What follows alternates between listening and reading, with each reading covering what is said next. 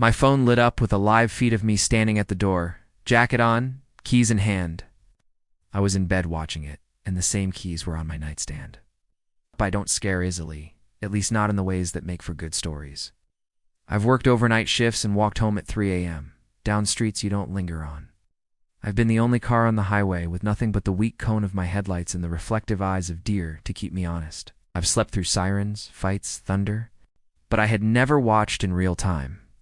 A version of myself standing outside my own door while I lay awake 2 rooms away, listening to the heat in the walls tick and settle. That first night I had been almost asleep when the chime went off. It's that stupid glassy chime the camera app uses pleasant during the day, wrong in the middle of the night. The phone was face down, but it lit the wall by my bed, a soft white blue, bright enough to define the picture frames in skinny bars of light. I rolled over, irritated, half ready to curse at a moth that had somehow set it off, or someone fumbling for their keys across the hall. ID had the camera 3 weeks, and it had already taught me the sound of my neighbor's footsteps. Mrs. Gutierrez from 3A shuffled in slippers. The guy from 1C ran like he was trying to tear up the carpet. There is an elevator, but it gags and lurches and can sit with its doors open for a full minute, sighing like it's considering giving up, so most people take the stairs. People come and go. The camera sees. That's what justified the app and the subscription and the little black eye screwed into the painted wood molding outside my door. The screen showed the familiar hallway, narrow beige paint folded over 100 coats, thin runner that had been vacuumed 1,000 times, but was still darker down the center, the ancient radiator that had been shut off years ago, but still clanged in winter like pipes behind the walls, were talking to one another. The single fluorescent tube near the elevator hums, night and day. When it flickers, you can see how the hall is laid out in pulse-lit, like an aquarium, then not. It was lit and steady now. The live badge glowed red in the corner of the frame. Little timer in the top left ticked forward, seconds passing, 2 hours, 37 minutes, and 5 seconds. 06, 07. And then I saw myself. I stood. Slightly off-center, so the peephole on my door framed a black dot beside my shoulder in the feed. I wore my green jacket heavy canvas, the one with the rip patched poorly under the left pocket. My keys were in my right hand. You could tell by the silver flash that still didn't look like silver in the camera S night optics, how compression chews chrome into confetti. He rocked a little on his heels like he was waiting for me to open. He took a breath. I watched his breath fog in the cold hall. I was in bed, in my oldest t-shirt with a hole in the armpit, watching myself breathe. I sat up slowly. The bed made the specific low groan it only makes when I sit up too fast, like the slats have held as long as they could, and want me to be kinder. The keys were where I'd dropped them when I came home. On the nightstand, on top of the glossy mailer, an optometrist keeps sending me. The key ring is easy to know by feel: a crooked aluminum house key, a brass key for the building front door, a little red safety box key. I'll never use and can remove because the tiny screw is stripped and a rubber tag you can write on through a little window. Mine is blank, because I think labeling your keys is a great way to tell a thief exactly which one to use first. I lifted the ring. It was cool, heavy, familiar. The metal sound of it touched the room just enough to make my cat, if I owned one, prick her ears in the dark. But I don't. I was alone, touching the keys that were supposedly in 2 places. In the hallway, Etha Video Eye shifted his grip on the ring. The camera's audio is never good, but when he moved, I heard them chime a little. Sounded like a memory of the same jingle in the same place. If this is a prank, it's excellent. If it's a glitch, it's cruel. I sidled out of bed. The floor was cold. The rug had creased along the wall where it never quite lays flat. I've lived there long enough to know where to place my feet to avoid the one board that cries out when you step on it. I went into the living room on taut legs, resisting the urge to tiptoe. The heat in the wall hissed. The window in the living room is old enough that the street sounds come through warped and smaller, like the city is playing on a speaker 3 apartments over. Somewhere below, a truck downshifted, and the whole wall seemed to suck in. I picked the phone up and carried the live feed with me, toward the door. On the screen I had taken a half step back and tilted my head, like I was listening at the door. The camera is mounted next to the peephole, so you can't see the peephole get darker when someone's behind it, but you can always guess. My own breath fogged exponentially. Impossible little smears flecking the frame with condensation that evaporated into the air near the ceiling and drifted away out of view. Hema wore the same jacket. I squinted. No, not the same. A string loose on the cuff. Mine had a loose thread on the right cuff last fall. I'd burned it away. I put the jacket away at the back of the closet when it got cold enough for the parka, and I hadn't taken it out since. The thread was back in the live feed. I listened at my real door. The chain was on. I had started using it when I moved in. The lock on the unit door is sturdy enough, but the deadbolt plate is set into soft wood. The super Ronnie likes to say the building has good bones. The building has bones like a brittle old dog. You live here? You locked the chain? Nobody knocked. There was no shadow under the door. On my phone, my breathing double leaned in, closer enough that his cheekbones slid a fraction into frame. The camera corrected exposure, and his face became a smear of pale values and darker hints. He didn't breathe heavier. He was just trying to catch something. I turned my ear toward the wood and I realized what made me feel nauseous. The beat of my heart in the ear pressed to the door was not the same as the rhythm of the breathing in the tiny speaker. It wasn't just sound delay. The rise of his chest and the sound of my own heart didn't sync. It felt like standing on a dock watching a boat bob. You're prone to vertigo. You just stare until the horizon makes up its mind. I backed up and glanced at my phone again. The red dot said, "Live." The seconds climbed, indifferent. My thumb opened the menu. There's a button that switches to a timeline of recorded events. Little gray bars, when motion is consumed and saved to a server somewhere, so you can review it later. There was a bar at 2:37, of course. I tapped it. The feed didn't change. I tapped on a bar from noon that day when I'd come home early to meet a plumber. It spun and failed to load and returned me, politely, to the current feed where I was at my door outside and inside, and none of these words made any sense in order. A soft, reflexive humor kicks in when your brain worms away from something. I thought, maybe my building got twins. Twins is what people in other buildings called having two of something when you shouldn't. 2 packages delivered. For one person because the courier's scanner burped. 2 water shut-off notices on the door for a specific unit number. 1 typed, 1 scrawled in Sharpie in the super's left-handed block letters. 2 tenants with the same first name and the same dog. 2 floors without even numbers because an old math teacher once lived there and insisted. When you live in a place like mine, you collect little stories because they're almost enough to cover the holes. I stood and waited. He shifted weight again. He didn't knock. I didn't either. The elevator down the hall shuddered and dinged somewhere on another floor, invisible to my lens, but audible at this hour like something in the walls moving a little closer. My double glanced in that direction, and then back toward my door, and with something like a sigh, he turned. He walked away, right shoulder out, keys in his hand, down the corridor, and out of frame. The audio picked up one of the usual hallway size the building, drawing breath through the crack under a stranger-esque door. It ran out onto the live feed like tape hiss, and then the image shimmered, crashed into a mulch of pixels, and went black. "Reconnecting," it said, with a little circle that spun cheerfully, as if that explained anything. I wanted to run to the peephole right then, throw the chain and look. I wanted to rip the door open and step into the hall. I wanted to call someone. It was so stupidly late that I felt adrift. I just stood with my mouth half open, like I had been about to say something for hours. I waited for the feed to return. It did. Nothing in the frame. The fluorescent hummed. The runner lay still. I swiped back in the timeline to 2:37 a.m., and the clip was there, neat as a folded napkin. I pressed play. I watched myself stand at my door. Jacket, keys, breathe, leave. I pressed my eye to the peephole. The hallway on the other side was empty.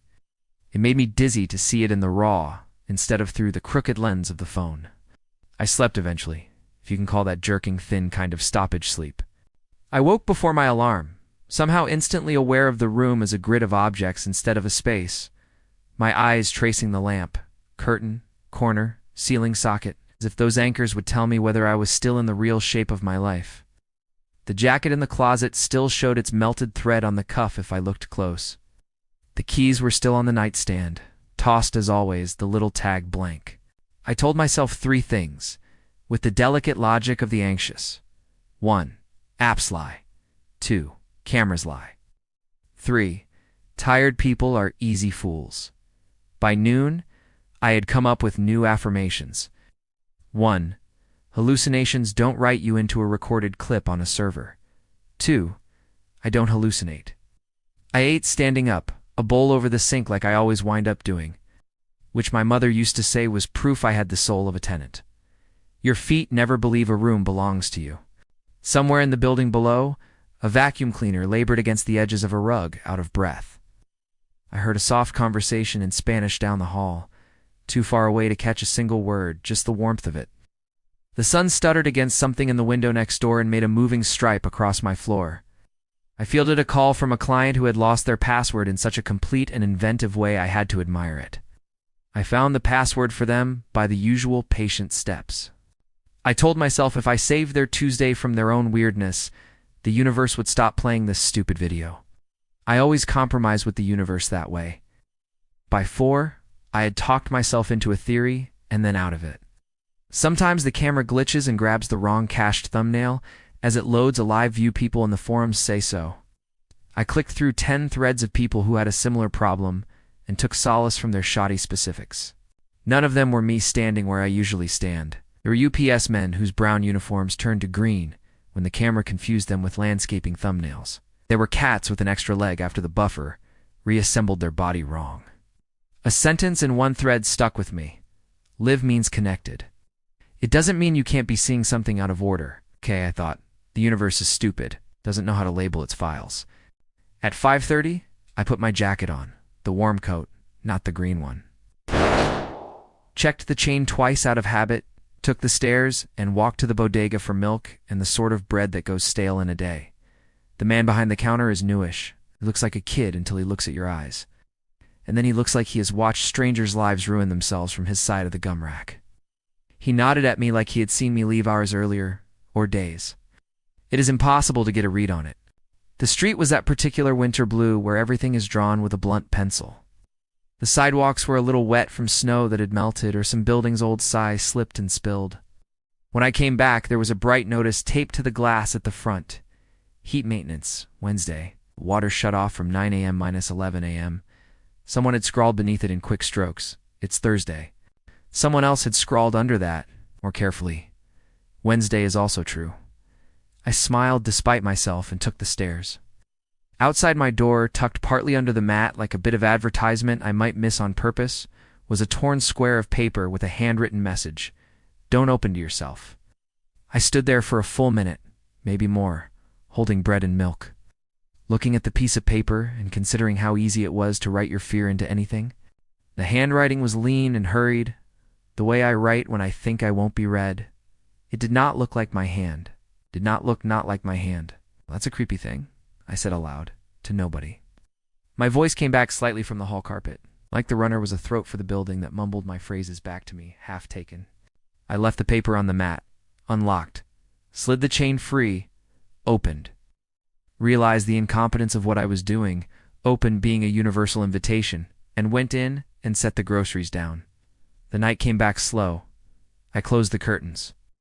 I did 3 chores I had been avoiding because when your mind is on one stupid thing, checking out other stupid things sometimes feels like control. I vacuumed that edge of rug the vacuum never eats. I scrubbed the tub ring until I doubted the tub had ever been clean. I broke down 2 boxes that had become furniture by inertia. It was only 9:20 when I felt the nervousness again, physical, like my skin remembered a sound I hadn't heard. I told myself to go to bed like a human. I sat on the couch like a guy who expects an answer key to drop from the ceiling if he waits. At 12:10, I brushed my teeth and turned the bathroom fan on, then off, then on, for no reason I could explain. I put my phone facing down on the nightstand and told myself that a chime was a chime and not a message from myself in the hallway. At 2:19, the chime sounded again. It struck the silence the way a dropped utensil strikes a tile floor. The singularity of it announces that there is a vertical line cutting through your night. Adrenaline is such an honest drug that the body is embarrassed to admit how much it likes it. I was out of bed before the sound had finished being sound. I didn't grab the phone immediately. I moved like a younger version of myself, all joints charged and silly. I took 3 quiet steps to the living room, then reached and slid my phone off the table in a gesture that made me feel like a spy or an idiot. The screen said what I knew it would say. Motion detected at front door. The thumbnail was a rectangle of dark, and the word live flared in the corner as if the app wanted this as badly as I did. He was there again. Jacket green. Same. Keys in his right hand. He wasn't facing the door the way he had before. He was sideways, shoulders turned toward the camera a little, like he had remembered he was being watched. He raised his left hand and ran his thumbnail under the cuff and pulled. The loose thread lifted, and for a second he was smiling, slightly at the satisfaction of it. If I have a dimplin', I don't think I do, it appeared on his left cheek. He wound the thread around his finger to break it. He looked at my door, and the expression slipped from his face like it had never been seated there. Without knocking, he did what I do when I want to come in quietly and not wake my neighbors or the whole hallway. He shifted the keys in his hand so he could pinch the building, his brass front door key and the little commons room key together. Then he tapped each lightly against his ring, counting. He always counts. 1, 2, 3. He gave up the dumb charade of sequence and looked at the peephole. I pressed my ear to the door. I felt the cool, ancient paint against my cheekbone, the tiny glass circle a cold bead against my temple. I felt my own breath warm my own fingers. I felt like I had always been there. He said softly my name. He said it the way you say a name when you slightly choked with cold, but trying to be polite. He said it like I had said my own name into my voicemail to record the outgoing message. Hey, you've reached Evan. Leave a message. He said my name exactly the way my own voice pitches it down at the end, lightly apologetic. In the speaker, my walls made it smaller than it was. The chain rattled just barely. Not the scraping rattle of it being pulled. The no sound of the chain trembling because my own hand had changed gears on the inside, and the metal brushed metal. He was quiet a moment.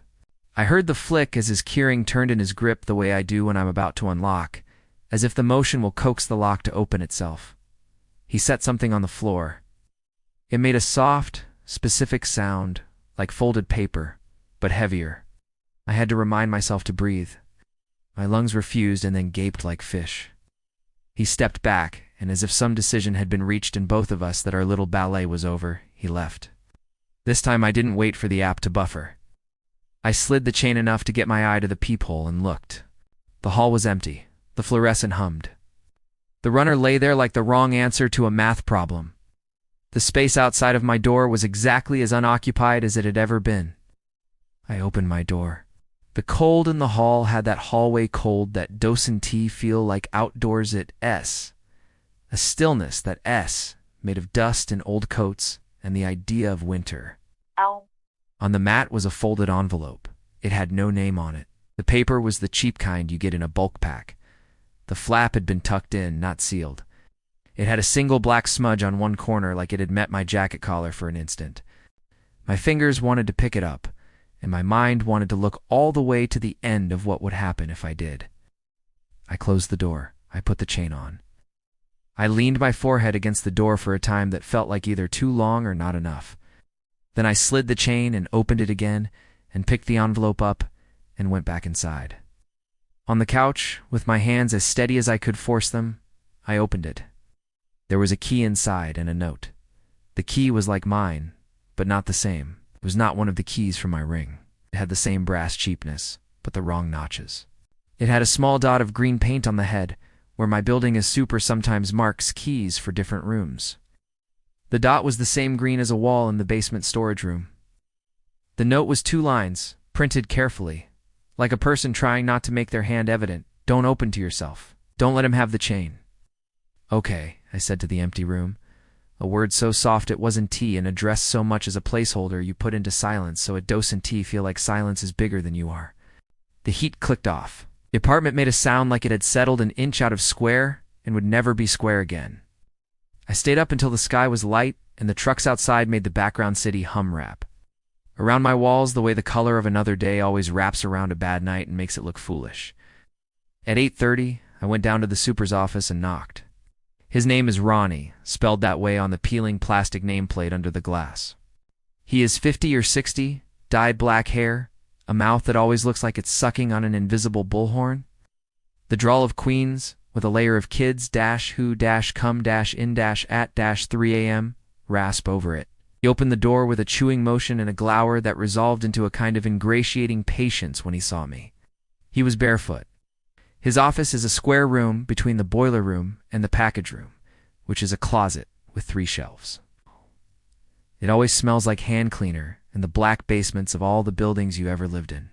Evan from to be, he said, like he was reciting attendance. Who's bleeding where? No one, I said, which was true in a technical way. I got a weird thing last night with the door camera, and somebody left this under my door. I held up the key and the note as if it were an ordinary complaint. He took both without asking. He looked at the key like it might bite him, pressing it into his palm, testing its notches with a thumb. He looked at the note and didn't make a face. He turned around and rifled through an unlabeled drawer and pulled out a mason jar that was half full of keys. He dropped the one ID brought in, and the sound of it touching the others was like a little flock of birds shivering all at once. Stink. What is that? I said, pointing at the jar because I couldn't pretend I had not seen it. He put the jar back in the drawer. Keys people leave, he said. It's from old tenants, you know. If the company comes in and changes out the cylinders, they throw the old ones for scrap. So I keep a jar. I don't like to waste. The green dot means storage? I asked. He shrugged. Green could mean anything. Used to have a color for the roof. Then they painted over the roof door and everyone forgot what color that was. So it's like, why bother? You need a copy of something? Someone left that. It's for me. 2 nights in a row now? Or someone.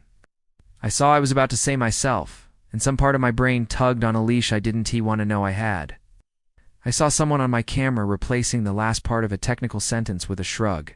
He tapped his tongue against his teeth and did that delayed laugh people do when they want to share a laugh with you, but can help it. These cameras, he said. They show what they want. I had a lady on 4 who used to send me snapshots of rats, like I'm the rat fairy you got the chain on your door. I do, I said, but I did not want to say it. The chain meant something now. It had been a given because the building was old.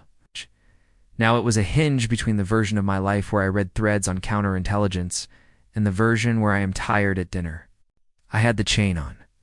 If it's a prank, it's not a good one, he said. If it's that kid from 1C, I'll talk to him. He's got a camera too. He films himself like it's a job. He does stunts. He likes to scare the old ladies. There's no ghosts in this building. I didn't ask if they all come asking, he said, friendly. They all think it's haunted. Someone saw a face in the elevator glass and now everyone's got a face. You know what the building's haunted by? Wind. He put his hand on the door frame as if to introduce me to it. Cold wind leaks. That's it. Put a towel at the bottom of your door if you don't like the sound of the hall. Those doors are hollow. You know how many people I hear talking to themselves through these doors? If I had a nickel for every argument people have with themselves at 3 a.m., I'd have jars of nickels instead of jars of keys. I got a note, I said, and tapped the counter. I don't think that's, he shrugged. He put the note in a drawer with the ease of a man who puts everything he finds into drawers until the drawers make a perfect negative of the building, and he can navigate his day by the sound of what he's sliding shut. You want me to put a new chain? He asked. We got one beef here. It's the ugly one. Keep sticking. No, I said. It's fine. He looked at me for a beat longer than he needed to. His eyes are pale green, and I had never noticed that. He said, you keep the chain on. Don't be dumb. I'm not dumb, I said. Don't open for pranks, he added, and then he smiled. You know the rule here, right? It's a little old, but it's true. I don't know any rules, I said. My voice did that thing where it tries to be light but wheels off the road. He held up a finger. At night, he said, 3 knocks is the landlord. 2 knocks is the devil, 1 knock is you. Don't open.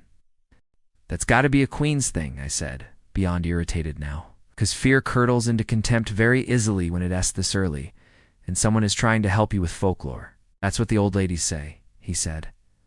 I never said it. Do you know what I say? Get a better camera.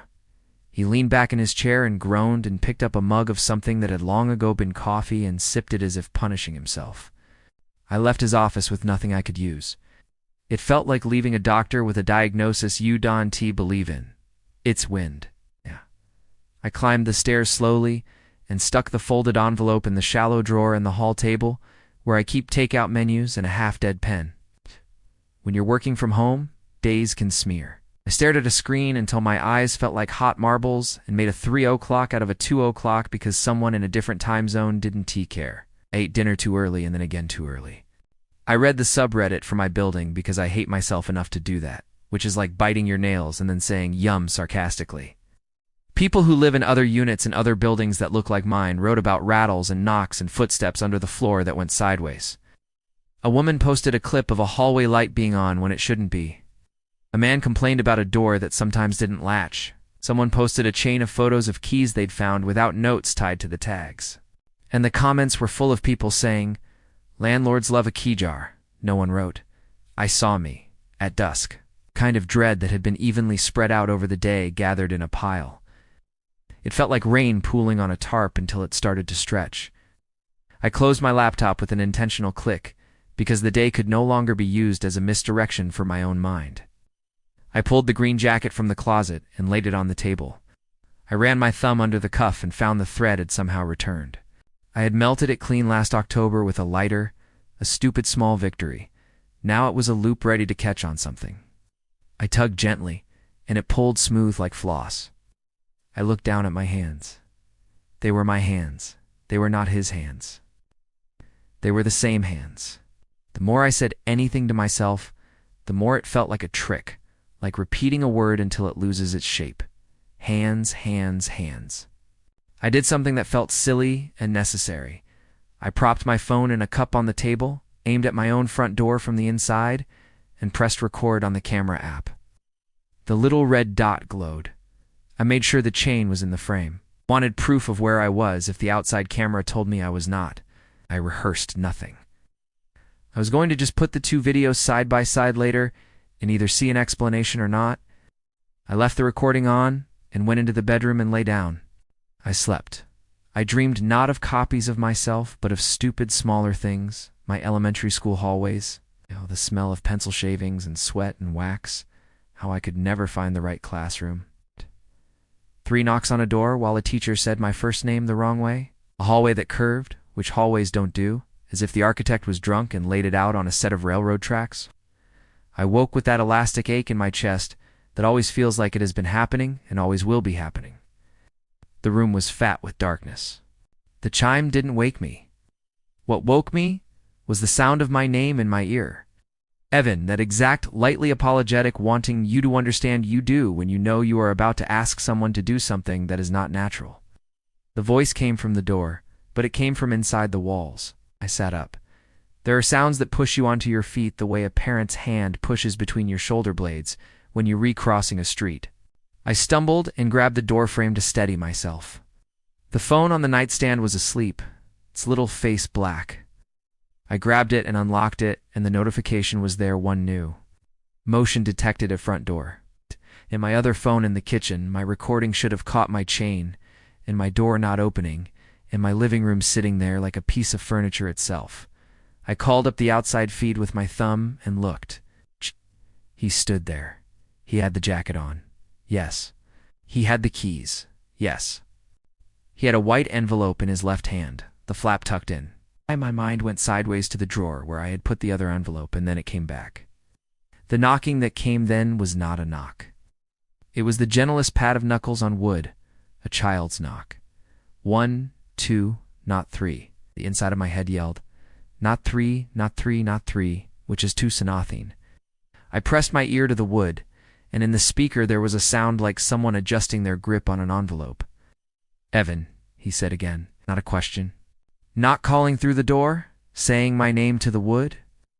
I didn't answer, then realized not answering was what I would be doing if I were standing outside. There's a way you summon yourself in a mirror, and then there is the way you stop. He slid the envelope under the door. The underside of the door brushed it into the apartment by a half-inch. He shifted as if wanting to go to the elevator, as if wanting to linger. "Okay," he said, in my voice, the way I say it when a person on the other end says, "I'll call you back even though they won't." He said okay, and then he left. I waited another full minute, feeling the silence in the hall fill back up and flatten out. I opened the door with the chain on.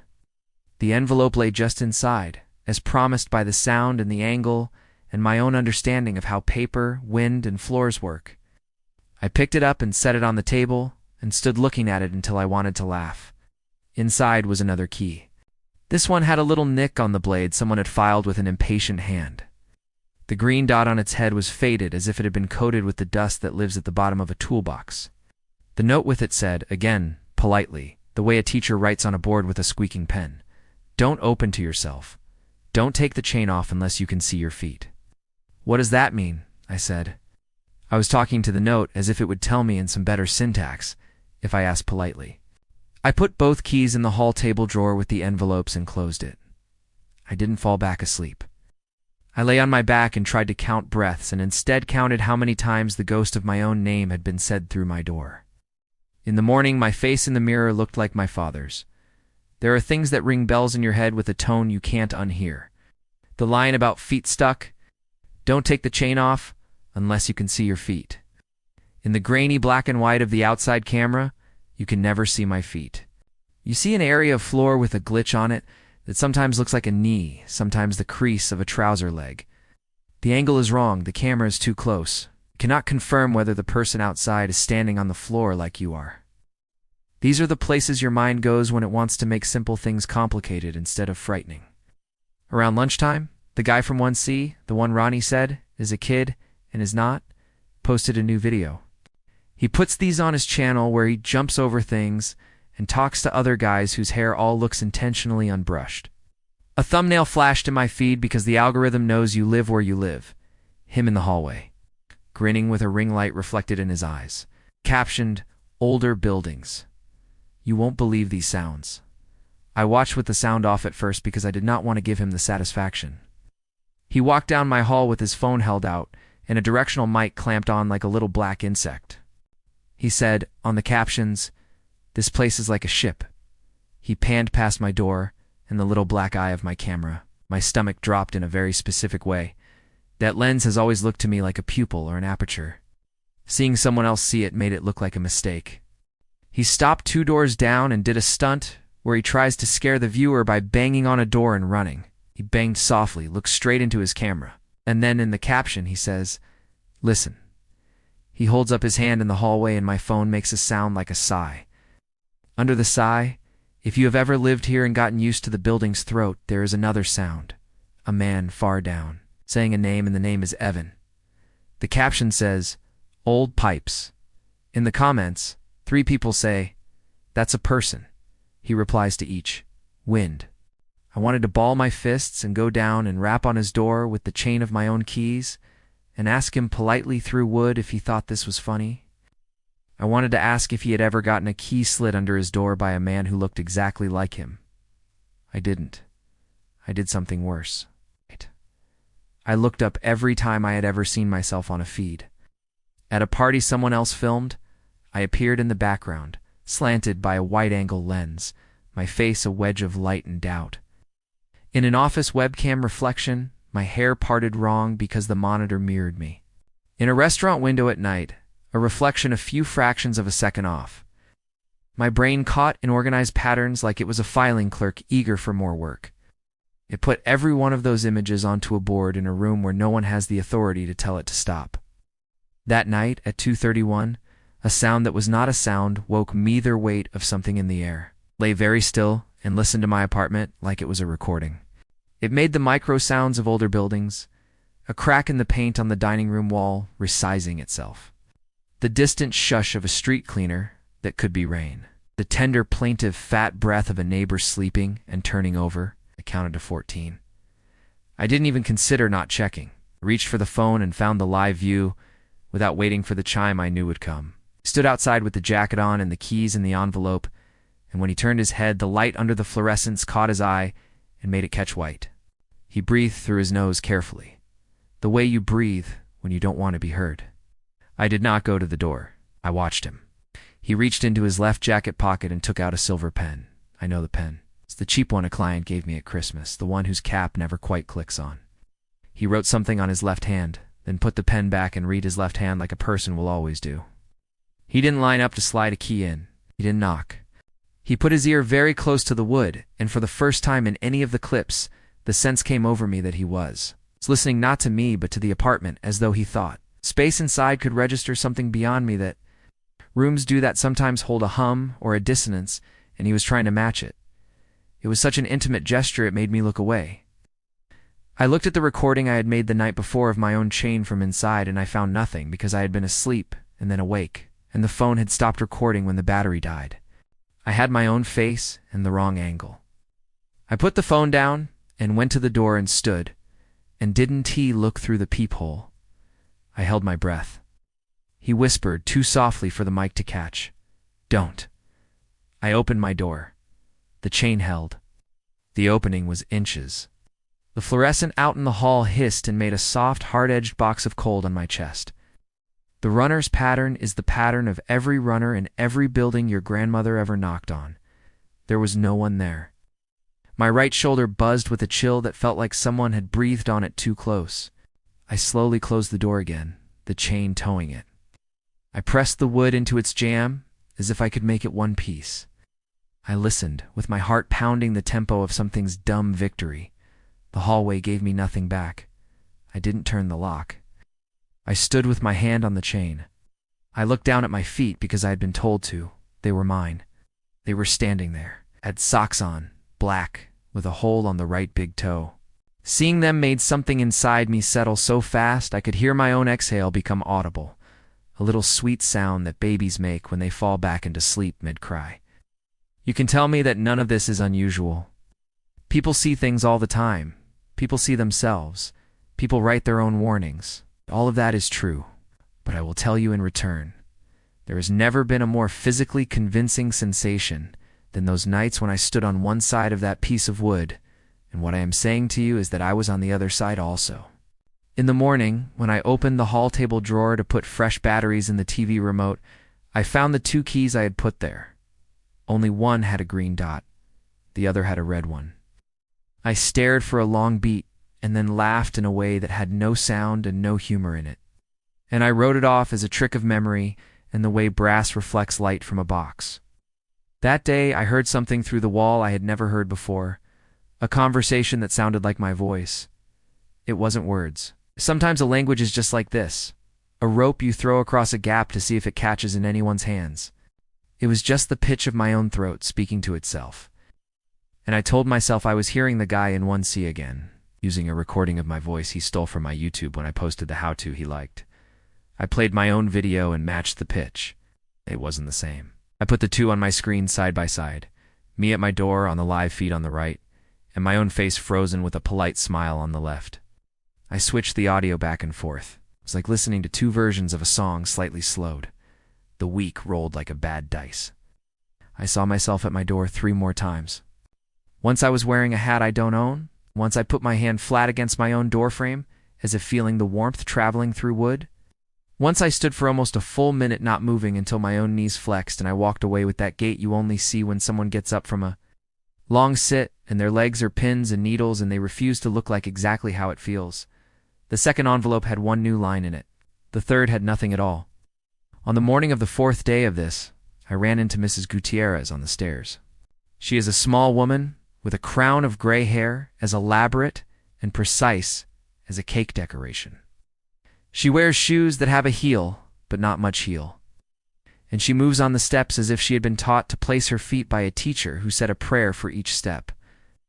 I said morning, and she said buenos dias, and then she leaned her profile toward me in the way people do when their eyes dan. T, do all the heavy lifting anymore? And she said, you were up early, mijo? I was, I said. I didn't ask how she knew.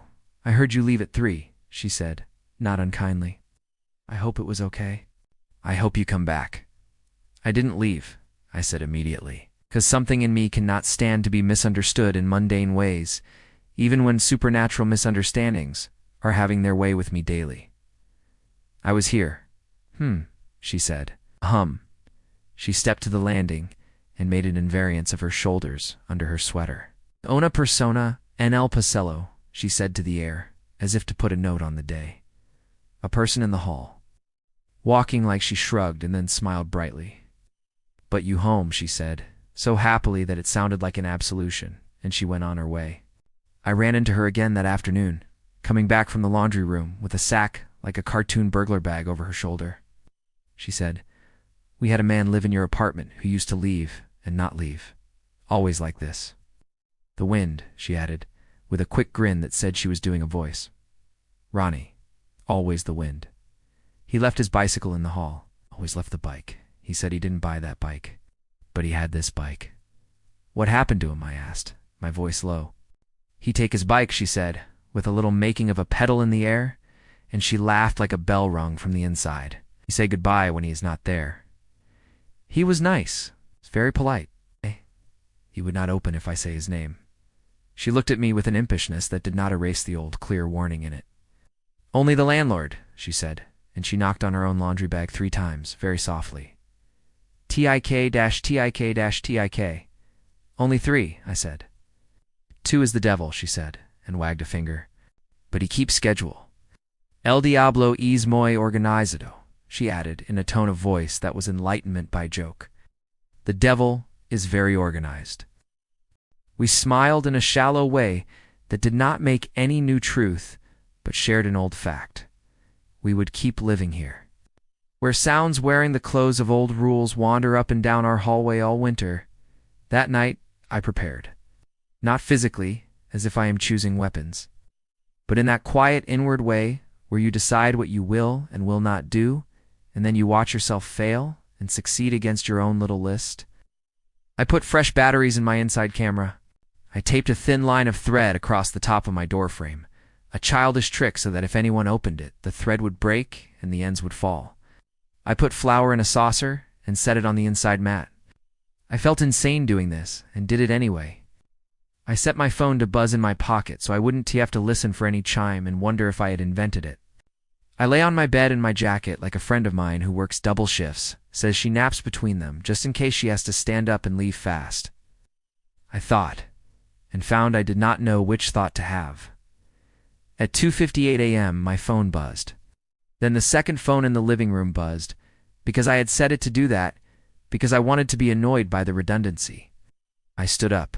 The flour did not puff. The thread did not fall. The lock didn't click. The ghost of my name did not come through the wood. I didn't move. I watched the outside feed. He was there. Did not look into the camera this time. He had a hat pulled low. He had my keys in his right hand and something like a bundle in his left, a towel or a coat. He set the bundle down. He listened a long time. He looked at the peephole so directly that I imagined the false fisheye of my own eye peering back at him. He swallowed. I watched his throat work. I remembered the feeling of swallowing the way you do when cold air hurts you. Then he lifted his jacket hem, and I could see his fingers on the chain. The outside view does not show my chain. Only by his hand position could I guess that he was continuing some action I did not see. My chain trembled. It made a sound like a spoon in a cup. I blinked, and the brass ring of the chain was flexing and slipping inward, as if something had grabbed it from my side and guided it from the staple. I stepped forward and put my hand flat against my door, not at the chain, but to the left, over my own heart. He lifted his face a fraction, and the audio caught him whispering, "Please." Then, not louder, but plainer. I not in a plea, but in a register I recognized as my own. I will not be ignored, register, Evan. I did not take the chain off. The chain lifted once more. The staple creaked. It held. He did something then that made my skin so cold inside that it itched. He set something against my door very gently. The envelope? No, it was heavier. The weight of it transferred through wood and through my palm and into my bones. It felt like a head. I could see only his shoulders and the hinge of his neck and the hanging edge of his hat. I held my breath so long that my chest seized. He exhaled in a way that says, "A man making a deal with himself." Then he took the weight away. He stepped back and picked up the bundle, and I watched his back curve under a load and straighten. He rounded his shoulders like a man who has lost something he had no idea he could lose in a hallway. The hall light, which has worked for months, flickered for the first time right then. The image on the live feed strobed twice and then steadied. In those 2 pulses, it looked as if he had walked in a jump, disappearing and then returning 2 inches to the left. He did not come back to the door. No, he walked down the hall and left, and after a second the elevator groaned and the live view shook and glitched and then steadied on nothing. When I opened in the morning, when there was sun, when my foolish flower was an undisturbed circle in which I had made my own dumb toe print because I am clumsy. When the thread was intact like the last nerves of a man who knows better, there was a smaller envelope. It was not tucked, it was taped. It was on the outside, under my camera, held with one piece of blue painter's tape. It said, in the same hand as the notes, "You will be tired today. Don't argue with her, but don't go with her, and don't say your middle name to anyone." I pulled it down. The tape left a smear on the paint that looked like a bruise. I put the envelope on the hall table, by the key drawer, and I thought, that's not fair. I don't even have an argument scheduled. I had coffee with my friend Mara at noon. We meet 3 times a month. She is a nurse and knows more about the throat of a building than anyone should. We sat by the window of a cafe where a kid had his face against the glass half the time and left perfect starbursts of breath that turned to water. She said, "You look like you haven't had a whole sleep in a while," and I said, "I've been having weird nights." "You always have weird nights," she said, and then she touched my wrist and said, "What kind? Be actual," I told her. I stripped all the romance off it. I told her, "I have video of a man who looks like me standing at my door. I have notes in my hand that say, 'Don't open to yourself. The super thinks it's wind.'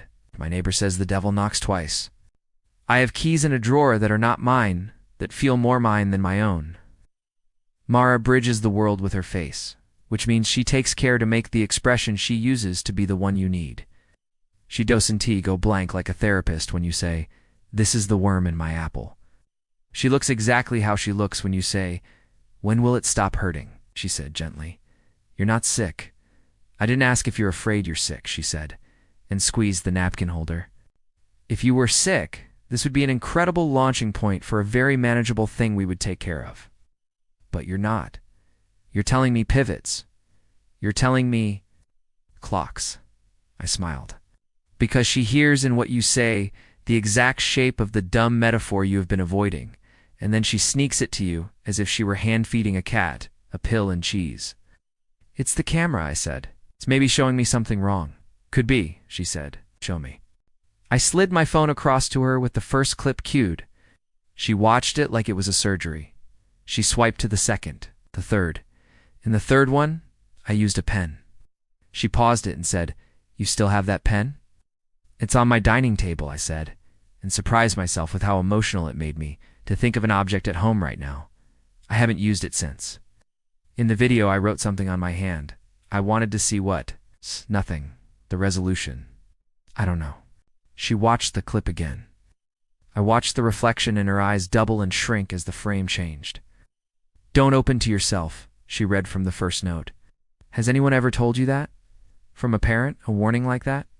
"No," I said, and the answer made me feel very vulnerable, as if I had failed to be prepared for a test. She took a napkin and wrote my first name, and then drew a line and wrote my last. "What's your middle?" she said. "Why?" I asked. "You don't have to say it. I just want to see how much real estate it takes up." I told her the letter. I wrote it on the napkin and then put my hand over it like I had told my secrets to a cat. "That's the soft underbelly of you," she said. She slid the napkin back to me. "So the note says, don't say your middle name. Therefore, you absolutely will want to. You will stand at your door, and someone who looks like you will ask for it, and you will want to say, either as a joke, or to prove something, or because you are polite, don't." "I think this is about my jacket," I said, because humor is how I helicopter. "And about keys." "Everything is about keys," she said. "Does anyone have a copy of your keys?" X. "Landlord, the super has a whole jar of keys," I said. She nodded like that made sense to her. He'll be part of it. "Do you think someone is messing with me?" I asked, hearing the nakedness of it. The way people ask doctors, "Is there something wrong with my heart?" She considered, which is what I pay for when I buy her coffee. She gets 30 minutes to draw a map on your fear that is not all on fire. "I think you are being asked a question," she said.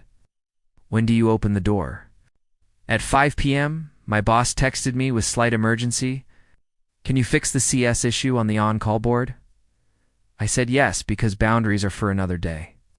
I took a shower to get the coffee off of my skin because a day in a cafe will leave it there if you care. And while I was toweling off the mirror fog, I saw that the mirror in my bathroom is no longer square to the wall. It had been glued there in a way that leaves a thin seam of caulk on 3 sides. It had peeled away at the top, so there was a dark coin of space you could look up into. It looked like a second room above my mirror. I left a message for Ronnie. Mirror's coming off. He didn't call back. At 1:44 a.m., the fluorescent outside my unit flickered 3 times in a long, slow way that made me think of breathing. The live notification did not come. My mind, in the way bodies do when the usual thing doesn't happen, looked around as if to ask what content it should be afraid of, and chose something new. I laid my phone on the dining table on its side, set on record, framing the inside of my door and the chain again.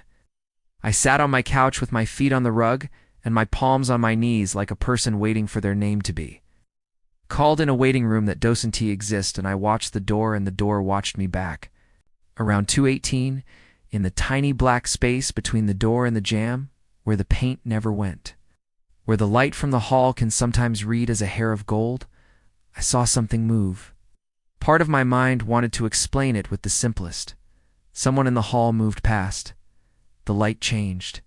The shadow at the seam looked bigger for a fraction, but the change had a weight to it. It wasn't like a person walking by. It was like a throat opening.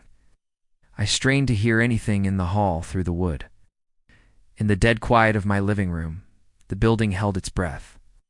If silence has a temperature, this one was cold. My second phone on the dining table recorded that I stood and stepped to the door and put my thumb against the chain to feel it, and that it was slack in a way chains are when you have touched them 10 times in a day and they are now too familiar to be protective. It recorded that I pressed my ear to the wood and that my tongue went dry because some other temperature passed. 2 floors below, a door creaked and shut.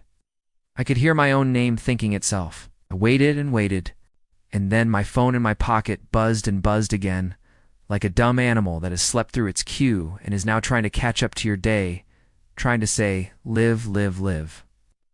I lifted it. The feed opened. The camera on my door blinked and focused. I was not in the frame. A man I did not know stood in the hall instead. He was older than me by 10 years. 20 pounds. He wore a brown scarf that had been knit by someone who loved him. He did not hold an envelope.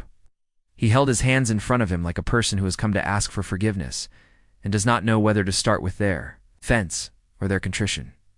He knocked 3 times. Very gently, from inside my apartment, just on the other side of my door, my voice said softly, "Who is it?" From inside my apartment, just on the other side of my door, my voice said softly, "Who is it?" It wasn't an echo. It wasn't a memory. Oh.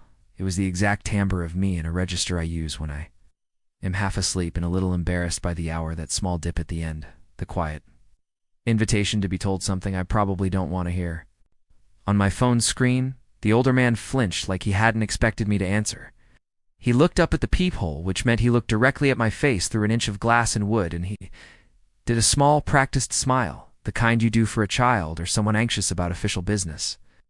He knocked again, 3 neat knocks, light as fingertips on a bakery case. "It's," he said, and put his hand to his chest, like people will when they about to introduce themselves, and also appealed to their right to be there. "It's the owner." He hesitated. "Mr. Sadov." "Samuel, I'm sorry for the hour." The name was wrong and right. We all call the owner Sadovsky, or the landlord, in the same way we say Kleenex for any tissue. On the notice taped downstairs, the name is S. Sadovsky, Property LLC. I have never seen Samuel and a face at the same time. Right. Inside. At the door, my voice said, "You can come back in the morning." The chain lifted a hair. Metal on metal, a noise so specific it lives in the part of your ear that judges if a pan is too hot. I put my thumb under the chain ring and pressed it down. It was such a small gesture, and it felt like putting your hand into the spokes of a bicycle wheel and hoping. From inside my apartment, just on the other side of my door, my voice said softly, "Who is it?" I went very still. There's a kind of stasis you can impose on your muscles that feels like you re-pushing a pause button with your tendons. I felt the texture of the paint under my palm mold, crazed, tidy under layers. The chill of the door spread through the bones of my hand like a message. On my phone, the hallway was a slice of aquarium light, and the older man stood in it, hands held low, not a threat, scarf wrapped once around his neck. He tilted his head like he'd heard the same thing I had. "Evan," he said. He kept his voice quiet. Not stage whisper. Quiet nurse. Sit in a hallway quiet. Don't answer it. I didn't say anything. I had the idiot urge to answer, to be polite, to say, "Who is it back?" so that the world could be symmetrical. That impulse is why con artists and door-to-doors exist. A return. A call and response. We make the world ring with patterns. From 5 feet behind me, from the part of my apartment where there is no furniture and no reason for sound, my voice repeated, slightly hoarse. "Who is it?" It didn't come from the door. It came from inside the room. I could hear the air of it, the minimal room tone, the syllables picked up. The mic on the inside, camera my backup, my proof recorded both my unmoving back and my own voice from a place my mouth was not. The man outside said, almost apologetic, "I'm Lyle. I used to live in that unit." He was older in the way men my age become older, as that have squinted past years of things, and now squint by default. He looked like someone's uncle who knows how to reattach a dryer vent with the wrong tape and make it hold forever. The scarf around his neck was that pilled brown only something loved becomes. "Don't answer," he said again, very gently. "I'm not," I said, and only when I heard my own whisper did I understand how loud the word was in the room. It was like dropping a tiny screw on tile and realizing attendance has been taken. My voice behind me, my own shape in the air, no throat said, in an exact echo of my tone. "I'm not." A dull weight settled at the base of my skull, exactly where your headaches start when you hold your jaw clenched too long. The hall Lyle breathed out. I watched his shoulders depress a fraction. He glanced at the lens as if to make eye contact with me without depriving me of the barrier of the door. "Okay, listen," he said. "I need you to do something I wish someone had told me to do. Step back without turning around." I took a half step left and back. The chain trembled.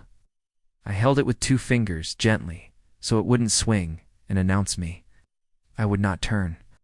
I could feel the shape of my apartment behind me without looking, couch, table, lamp, the square of dark that was the bathroom door. The urge to check that empty air with my eyes was a physical itch. "Lift the keys," he said. "They're on the table," I said. "Not those," he said. "Do you have anything that makes a sound you always recognize as yours?"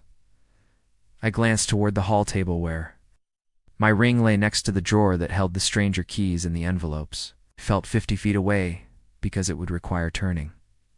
"No," I said. "It's okay," he said. "Don't take the chain off. Don't move toward the voice.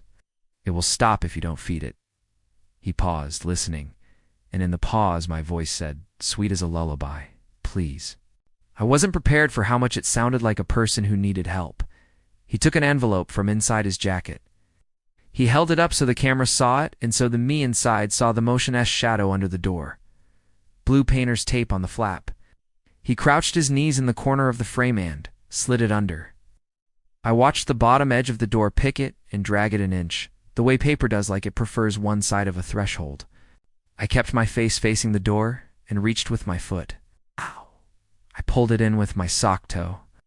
The paper whisper moved, and I pinched it off the mat without looking away from the wood. "Okay," he said. "That gentle again? Wait until the voice repeats itself a 3rd time. Then stand still until your ears ring. Then make a small sound to your right." It didn't make sense as instructions. It felt like a folk remedy passed down wrong through 3 houses and a cousin. I waited. It said, "Please," again, exactly the same pitch.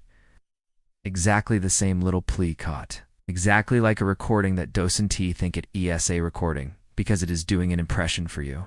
When it came a 3rd time on the same beat, I counted my heartbeat until I felt the acid creep of anoxia sharpen my senses the way your body begs you to inhale.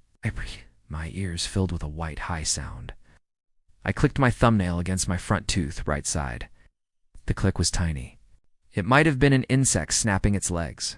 In the dead building, it was an event. Behind me, the echo of my own voice broke mid-syllable and slid away, like someone had turned a radio knob down below the floor, and the signal had lost the station. The silence that followed was the world turning a page. It was very, very quiet. In the hall, Lyle's face did that small, subtle, even look of relief, the way you look when a knot you couldn't see finally comes free somewhere in a wall. He let out a breath he had been holding so shallowly that the sigh was almost nothing. "Okay," he said very low. "Now you can look behind you." I turned. I think I did it weird. like a dancer about to do something unnatural to their torso. Because I was trying to keep my feet planted so that the floor would feel continuous. The living room behind me was the same living room I had moved through all day.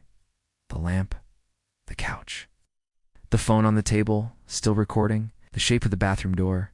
There is a part of the brain that is a dog. It looked around and wagged. See? Nothing stupid? The human part of me waited for the whip of evidence. My skin goose-pimpled on a delay that felt a fraction of a second off, like my nerves were in another time zone. Lyle said, "Don't open, not right now. I'll leave something tonight. In the morning, if the morning is morning, you can check it." "You're not management," I said, not because I thought he was, but because my mouth needed to push the conversation toward something that belonged to the kind of world where forms exist. He gave a little almost smile that wanted to be self-defeating and didn't get to be. "No," he said. "But I used to live here to be," I asked. He nodded. "When you have lived in a place the way I did, you keep living in it a little. That's just life. Or it's a bad story, I tell myself. Either way, I still know how the heat sounds in this stack and how the elevator tries." He flicked his eyes down the hall. "You left the first note," I said, lifting the envelope in my hand. "Yes," he said. It wasn't pride. It wasn't confession. He said it like he had left a dish of food at an animal den for a thing that might or might not be an animal. "Why me?" I asked. He looked at the camera as if to sight down it the way you sight down a line. "Because," he said, "a little wry, you opened to yourself more than once. You thought you didn't, but you did. I think I'm proof of that. I think my proof is messy. I don't want you to get as far as I did." The chain pressed cool against my knuckles. "What is it?" I said, and heard the tiny raw in that last word like a paper cut. "There isn't a good word," he said. "There are better and worse ones. It isn't a person, not in the way we're used to people being contained. It acts like a person because that's how something learns to eat in a house. You could just say mental illness." I said more bitter than I meant because that label used in the wrong mouth is a way of setting down a bag so you have to carry it with someone anymore. He nodded. "That's one of the bad words in this case. If you were, if this were, that some of this would look different to you. You wouldn't spare so many little adaptions to set yourself up to be safe across a night. You think ahead. That means you know the risk is not from inside you. You'll have your test later when it tries to make you say what it needs. Don't give it beer money." I wanted to ask 100 things. How long did this go on? What stopped it? Does it end? But there was a soft step on the stairs below that made him glance down the hall with a habit you develop only if you've listened in this building at this hour, I said, again warming the words with that good patient man energy in the morning. "Don't argue with her. Don't go with her. Don't say your middle name, please." He left without turning his back on the door. He walked down the hall as if the distance were a fragile thing he could tear. His steps had the weight of someone who has carried groceries up these stairs 1,000 times. The camera watched him turn the corner, and then after a pause, the elevator whined, and the light in the frame stuttered and warmed again. Open the envelope over the sink because even fear doesn't. Mean you give up a lifelong habit of not wanting to put paper lint on the table. Inside was a key with a red dot on its head and a small folded piece of paper like a fortune cookie fortune. The paper smelled faintly of wet wool, which meant the scarf had been real, or he had put it in his coat, or my brain believes in details to make the rest of it hold, the note said. "Tape your mirrors. She asks for your full legal name. Tell her she has the wrong file. She asks you to sign for a package. Tell her you'll meet her in the lobby. She asks you to look at the boiler. Say no. Don't let me talk you into just checking the hallway." I stood with the key in my palm and the cheap bulk paper in my fingers and stared at my face in the black window. It was so late, the city was exhaling steam down there, and it looked like animals moving, head low to the sidewalk. I taped my mirrors. I went into the bathroom and tore painter's tape from the roll I had used on a canvas last year and ran a strip across the top edge where the glass had peeled. The seam looked like an eyelid 3/4 closed. The little wedge of dark above it took the tape and flattened it. It felt like pulling a scab farther closed. I put tape on the hall mirror that came with the apartment too, the cheap full-length one. Because doing useless rituals is what you do when big things show up. I didn't sleep. The Intidon light outside had a texture you can hear if you've been awaked in foil and cotton and a bit of grit. My body did that stupid thing where at 8 a.m. it decided it was safe to be tired now that all the danger had become stupid daylight. I made coffee. There is a brand of daytime that makes the night before seem like it happened in a bowl of water. The radiator bled cold air. My security camera app cheerfully logged no recent motion. The flower still sat in its saucer. The thread still held. At roughly 10, a buzzing, official knock came at my door. 2 sets of 3, evenly spaced, not sharp. Not that light play knock neighbors use. It was the knock of someone who knocked all day. Knuckles calibrating hard surfaces, doing work. Looked through the peephole. Woman stood there in a black winter coat with a lanyard badge tucked into her collar. Her hair was in a bun that had been pulled a little too tight, leaving a clean line above her temple where the baby hair would rather live. She had a clipboard. She smiled in the on-duty way. She radiated competence and inconvenience. "Hi," she said through the door, when she saw the shadow shift behind the peephole. "Good morning, building management. We're doing a gas inspection. Need to check your stove and boiler closet. You got that memo? Just take a second." Everything civilized in me wanted to open the door in the simplest way, say I got the memo, and get it over with. The paper in my hall drawer, the heat maintenance notice with its Wednesday, Thursday argument in pen flashed in my head, and the blue tape on my bathroom mirror flashed. And the red dot on the key in my pocket felt hot and Lyle. S note was like someone had written his voice and left it folded. Dunty argue with her. Don't go with her. "I can schedule," I said, because my brain needed words to fill that space that weren't yes. "Can you leave a notice, if this is real?"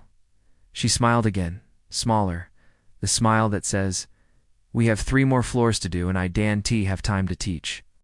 "Sir," she said, "this is mandatory.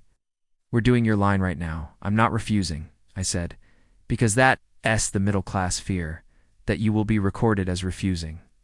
And it will go on a chart, and later nothing you ask for will be the right shape. "I'm asking to confirm with Ronnie." "Ronnie is downstairs," she said smoothly. "That's who sent me up.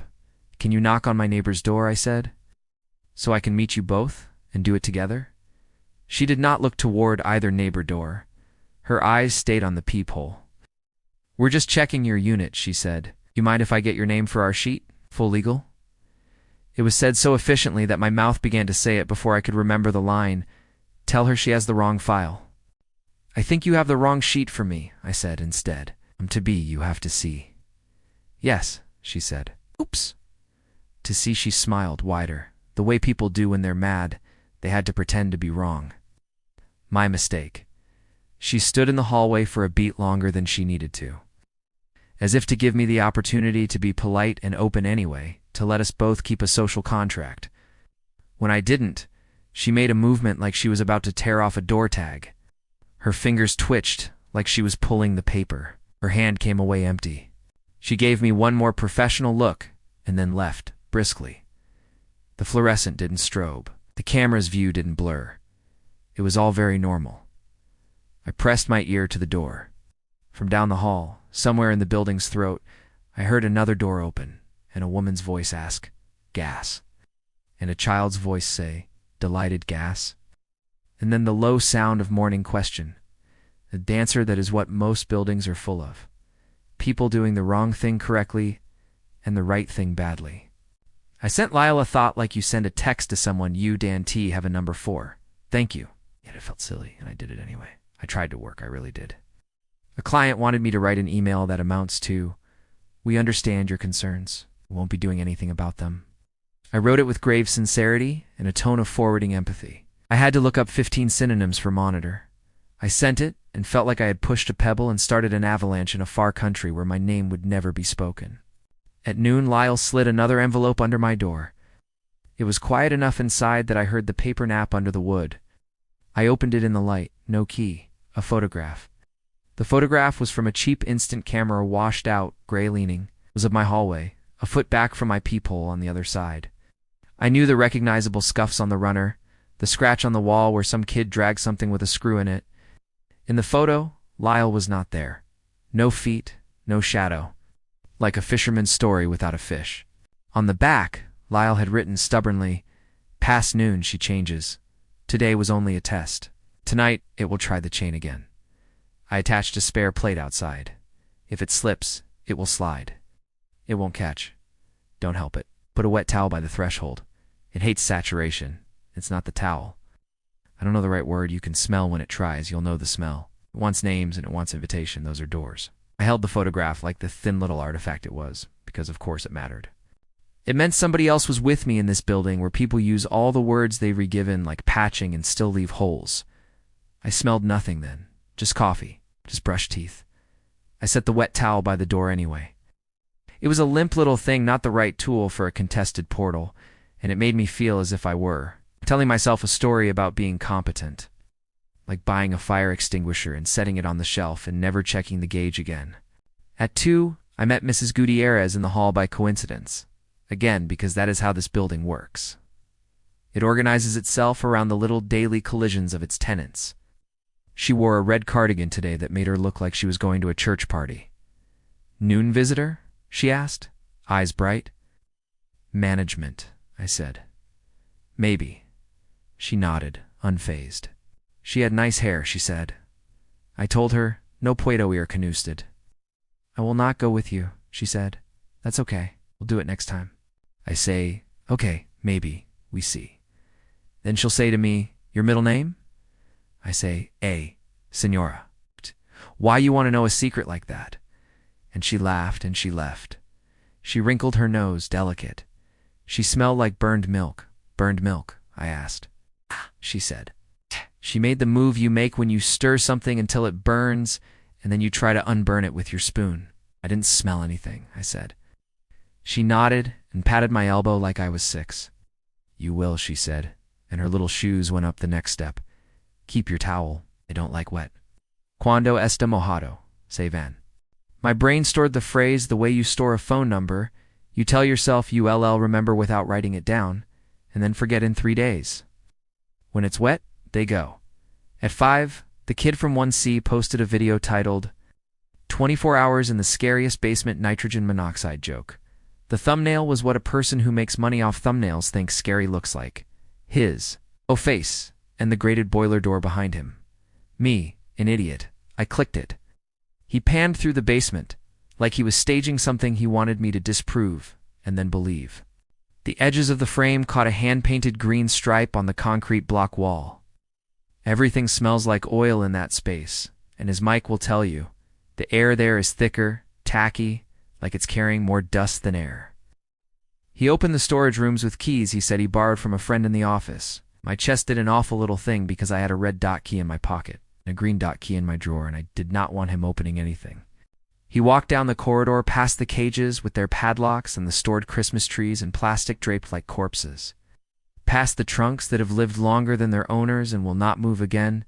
Past a door at the end that says electrical in letters that will spark if you look too long. He stopped at a door off to the right that had a dab of green paint on the jamb. He tried 3 keys. None fit. He looked into his camera and did a bit about locked doors, guys. This is the content. He moved on. The comments, which always look like graffiti written on anxiety from 10,000 anonymous mouths, said a lot of things that equaled, "You're dumb, go in." He walked back and set his camera on a crate and picked the lock with 2 black bobby pins like I have seen kids on the internet do, and not in real life, because real locks are not paper. The lock took him longer than he wanted for content. His face lost the grin. When it finally spun, he jumped a little at his own success, then looked ashamed. He opened the door, and the frame went dark, because the room inside had no light. He held his ring light up, and the brightness flecked the dust like a white explosion. The room inside was smaller than I thought, a wedge space maybe triangular, between the building's bones. He said, "Whoa," which is a content creator's liturgy. And then he stopped talking, and the ring light picked up a line along the back wall that anyone who lived here would know as handwriting you want to say ISN. T handwriting, but it is. The scrawl of a message tracered onto paint with a finger and something black and greasy. It said, in a hand I recognized, "Don't open to yourself." He stared at it, and for the first time in any video I have ever seen of his, he did not perform. His mouth opened slightly. He turned to go to the camera and failed to put words together. Something moved to his left in the frame, a scrape like a shoe on concrete, and the ring light stuttered as his knuckles reflexively tightened, shaking it. He turned the light slow, and the camera The camera on the crate picked up something that is only scary if it is your life being filmed and not anyone else's. The outline of a familiar green jacket sleeve bunched up by a human elbow. His ring light slammed up to a face, and it was mine, except the hat was wrong, and the eye blinked at him, like it hadn't been taught to yet. He said, "Yo," and then the frame tipped into black as he knocked the camera off the crate, and the ring light fell and hit concrete. Audio kept going. It was footsteps and breath, and the peculiar high-pitched squeal equipment makes when it's jostled close to its own power source. The last 30 seconds were the sound of someone's keys on concrete. The video ended with a jarringly normal beep of apartment laundry machine cycle completed. Content. The comments under his video were a study in how the internet can make anything. Stupid, fake actor, deep fake. Bro, just discovered mirrors. Love the editing. One comment with 2 likes said, "To be is having a time," and under it, the kid, whose name is Byron, as he says in every intro, wrote, "Lol." I put my phone down and sat on my couch with my hands on my knees again, like I am an old man readying to stand. I texted Lyle, which is to say I wrote his name in my notes app and wrote, "He went down." I think it went with him. "You didn't tell me about the basement?" Emma remembered I didn't have his number and I deleted the note. I didn't like that the words lingered in the phone's memory somewhere anyway. A phone is a jar of keys. We all keep jars of keys. At 9, a truck outside put its reverse beep into the side of the building over and over until I felt like my head had been put under it. At 11, someone upstairs dropped something heavy and swore in Spanish and laughed at themselves, and I felt a bright little bolt of love for them for being so normal at night. At 1:30, the fluorescent outside my unit clicked. Just a little click, and the hairline of light at the jamb grew by a subtraction I could feel on my face. Around 2:12, I stiffened without knowing why, and then the chain did its spoon-in-cup thing and the smell hit me. A sweet scorch, the particular smell of milk gone too far on the stove, sugar burned, but still friendly. Childhood wrong. It made saliva pool under my tongue like my mouth was preparing to take back something it should not. The wet towel had dried to a heavy, cool coil. I could see the darkness under the door turn a fraction darker, like something was pushed up to it on the other side. The outside feed came to life with that chime I was beginning to dread the way I dread a particular tone of cough in winter, or the sound of my number being called at the DMV. He was there, not me with the hat, without in the green jacket, with a loose thread that I had burned twice by now like a dog returned to a spot on the carpet. He held nothing this time. No envelope. He had his right hand at the place where the chain fixture was mounted, and the camera's angle made it look like he was cupping air, but the door shook once minutely. Ow. His left hand was up by his shoulder, flat. The way you hold your palm when you are showing someone you will catch their small child. If they toss it in a game, all of you will regret halfway through. From my side, the chain screws sighed. The little ring bowed. Lyle's note had said he attached a spare plate outside. If it slipped, it would slide and not catch. He was right. The ring slid. It moved an inch down the staple and then stopped, because metal had memory and friction, and a courage I didn't. The smell deepened. It had a second tone under it, like boiled wool. I thought of the scarf. I thought of Lyle. Nose wrinkled. I wondered if it smelled the same to all of us. It spoke. "Evan," it said. It pitched it with an apology that sounded exactly like me at 15, calling my mother's house from a friend S. "I am sorry. I'm going to be late," then brighter. "Do me a favor. It is insane. I know this, that I almost said yes just to get to the part where a person asks a person to do the thing they need. Don't," I said to myself. "Not to it." It took a breath I recognized as preamble. "Can you say your middle name out loud so I can hear you?"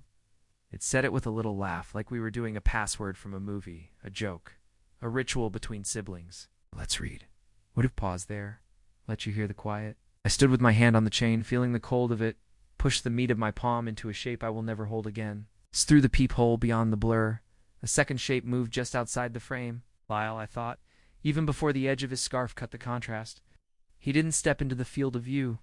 He said very softly, so softly I wouldn't have heard if I hadn't been already straining the tendon behind my ear. "Don T, say it, buddy." The voice at the door swiveled a fraction lower, the way you do when you adjust how you think you'll be charming. I mean, you know. For ID.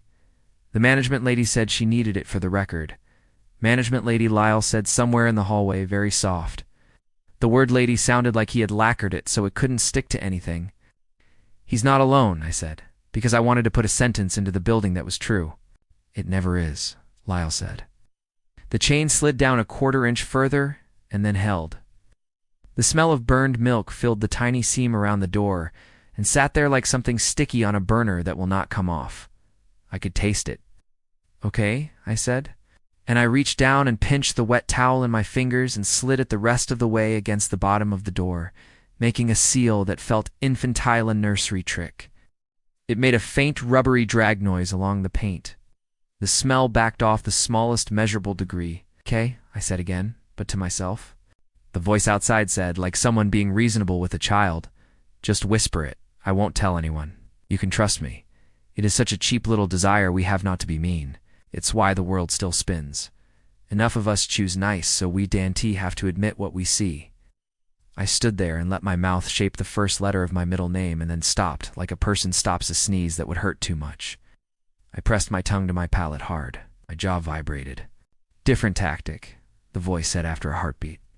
And there was a little brightening in it that was cheerful in a way that should not have fit the hall. "Do you need me to slide the plate in for you to unlatch the chain? The storage, remember?" "Downstairs." Green dot. "You can come with me now, Lyle. Barely. Please don't." "Tomorrow," I said, 9 a.m. with the super? The two witnesses? My politeness was a shield I held up like a cookie sheet in a gunfight. Silence. Then a step slow. Then another. Nice. The chain relaxed. The hall camera picked up the shape moving back, hat brim in the corner of the lens. It tilted its head at a human angle that made my brain want to yield a little and say, it turned and walked down the hall, a back you know better than your own because you never watch your own walk unless you watch it on tape. After a second, Lyle stepped into the frame and looked at the camera very briefly the way you look at a mirror accidentally and hate yourself for looking.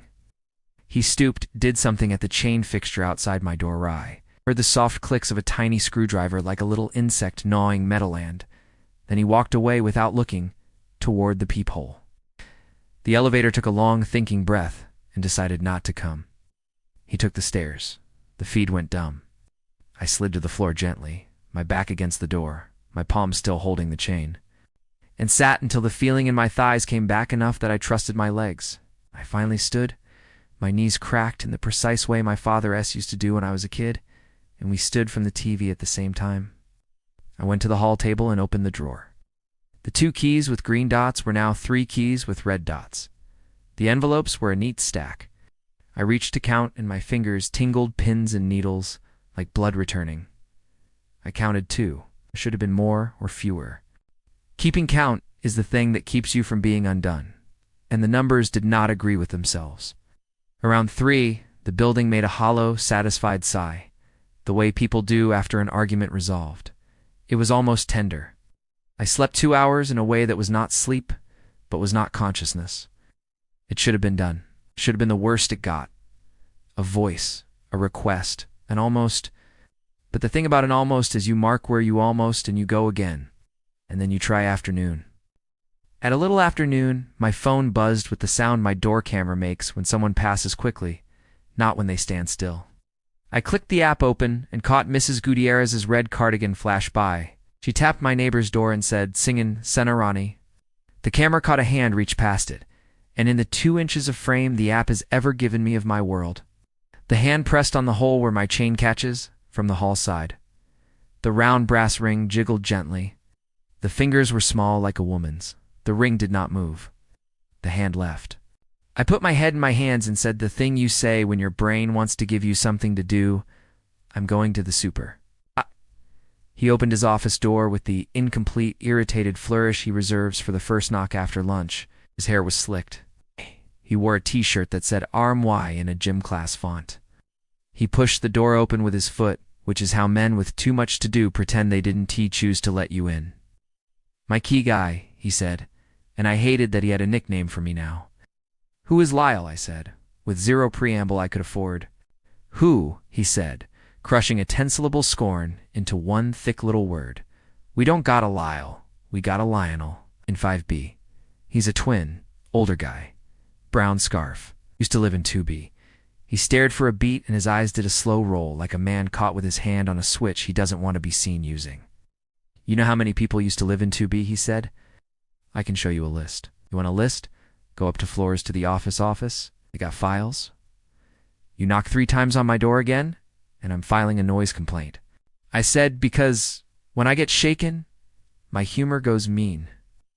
He smiled the empty smile of a person who has been threatened with paperwork enough times that it does not change their blood pressure.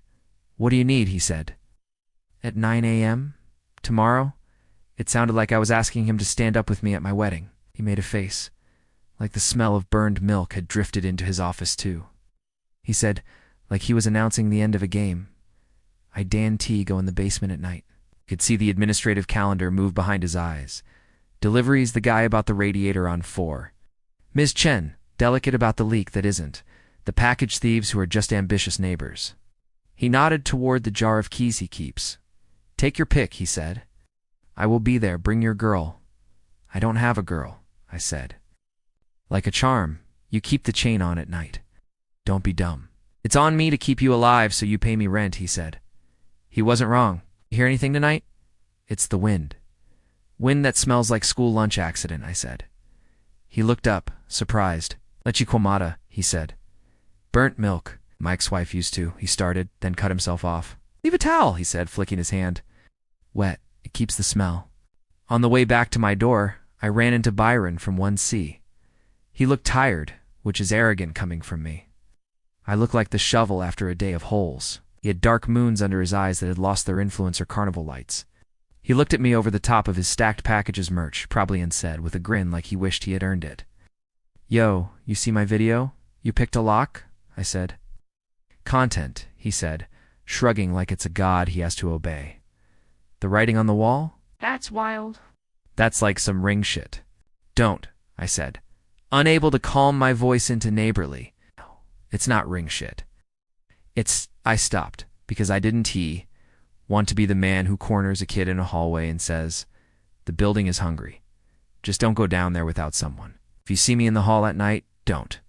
I stopped again because there's no good way to say it plainly. He looked at me over his boxes, reading me like copy. I saw you last night, he said casually. You had a hat on? I didn't, I said. He did the little shrug that says, realities can be mutually exclusive, and I'm not the one who cares. Sub to my channel, he said, and then, with an unexpected sweet earnestness under the rough boy, you good? No, I said, and I think he liked me a little more for being honest. He nodded once and walked. At 9 on the dot the next morning, Lyle did not show up. Ronnie did, with a ring of keys that would anchor a ship, and Mrs. Gutierrez, who wore her red cardigan and carried a bottle of water with a rosary wrapped around it. Oh. She could put me to shame just by walking. The basement smelled like basements, concrete, and the idea of water. The main corridor's fluorescent tubes were lazy with age. Ronnie's keyring sang to himself with each step. He pointedly did not look down the lanes where the storage cages were. Which, he said, and his voice had lost all of its management rhetorical flourish.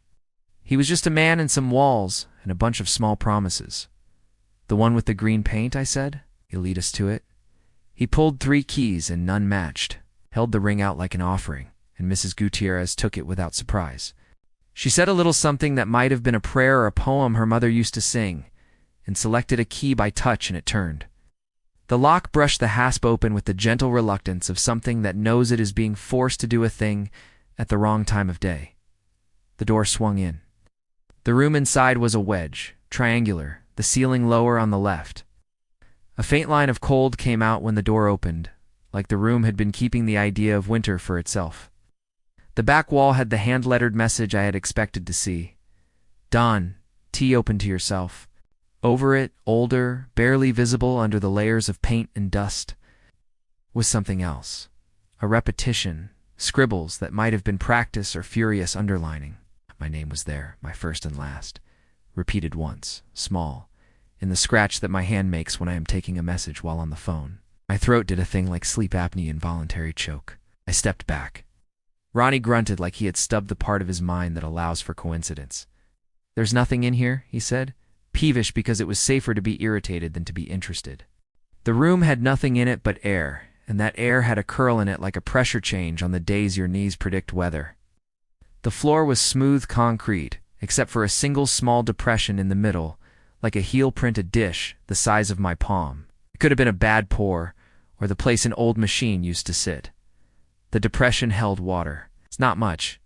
Enough that it glistened dark. The water didn't ripple. It sat like a coin.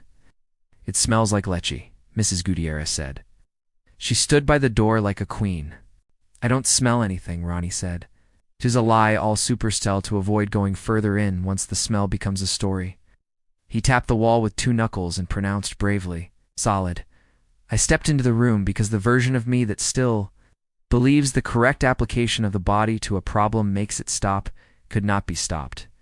My shoes stuck for a fraction as I lifted, not like glue, but like the floor remembered a foot bigger than mine and wanted it back. I crouched by the water and looked at my reflection in it. When you see yourself in that much water, your face is all pupil and nose. My face in the little pool was mine. It blinked when I blinked. It did not say my name. Somewhere behind me, Mrs. Gutierrez made the sound ever heard mothers make when their children leave the steps. Toward the street unexpectedly. A small bird cry that is warning and tenderness in equal measure. "Hey," Ronnie said sharp, like he was using my name without it, to not give anything away. "Don't put your hand in." I had not been planning to. It hadn't occurred to me until he said it. And then it occurred to me so forcefully that it felt like my next thought would be taking my hand out. I stood, and the vertigo that comes when you change height in a room like that hit me.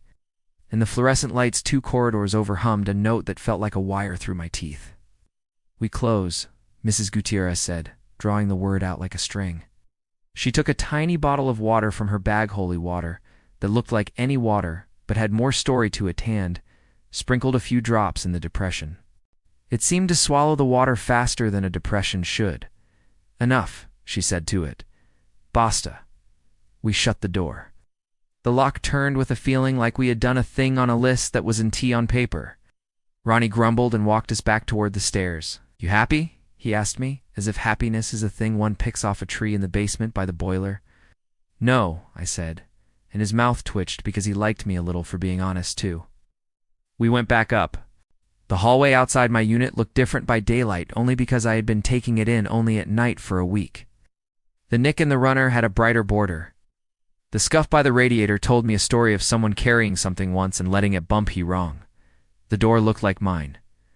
The wet towel on my side had dried and curled like a fish left out. The inside camera where I deset it on its cup stared at my chain like a pet hoping I had changed. That evening my mother called, which is a thing she does when something older than both of us nudges her. She doesn't like to call late, though she has also never respected time zones. "Honey," she said, and then there was the cottony radio quiet of a voice held between us. "I woke up last night and I said your middle name to your father, and he told me I was not to do that, so I didn't say it again. Are you okay?" I made my mouth make the shape of yes. "It's just a rough week," I said, which is a phrase so worn it is nearly transparent. "I'm not sleeping." "You have tea," she said, worried like she has been since she looked down at me in the first days and realized I would live a long time, most likely, and she would not be able to be in every room to make sure no one asked me anything at the door. "I have tea," I said. "You stir clockwise," she said, practical to the last, because that is how she gives you a hoop to step through. To a better place, one small motion that implies another. "Don't come home," she added, dangerously perceptive. "I mean, don't come if you want to run."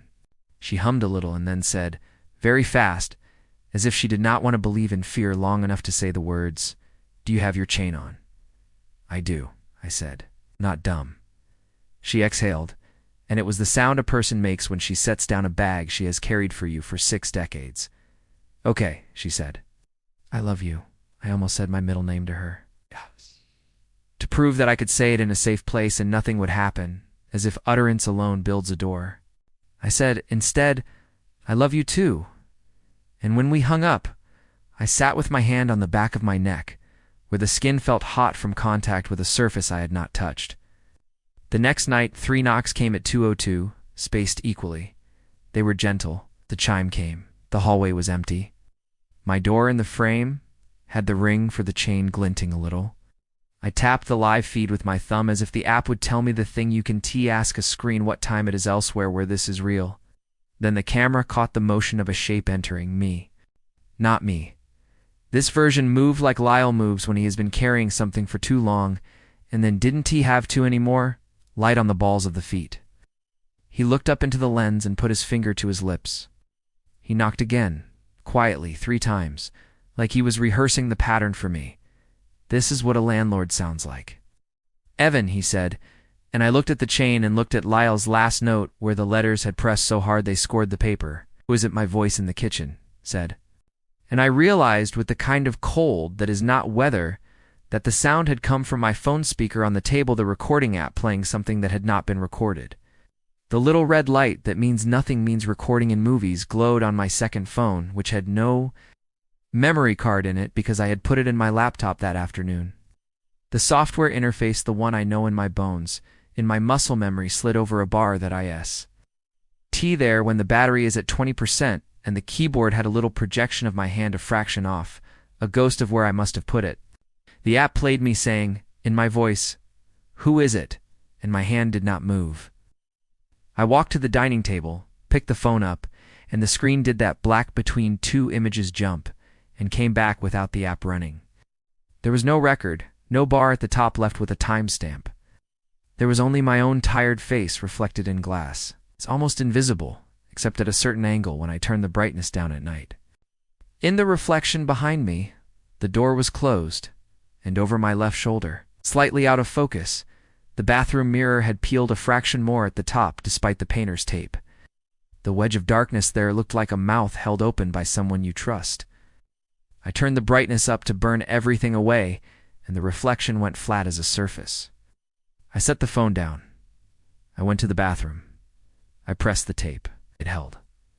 The small wedge of difference between glass and wall remained. The room behind the mirror that isn't a room waited like a throat. There's advice you give yourself you won't ever use. I said out loud, stop giving it names.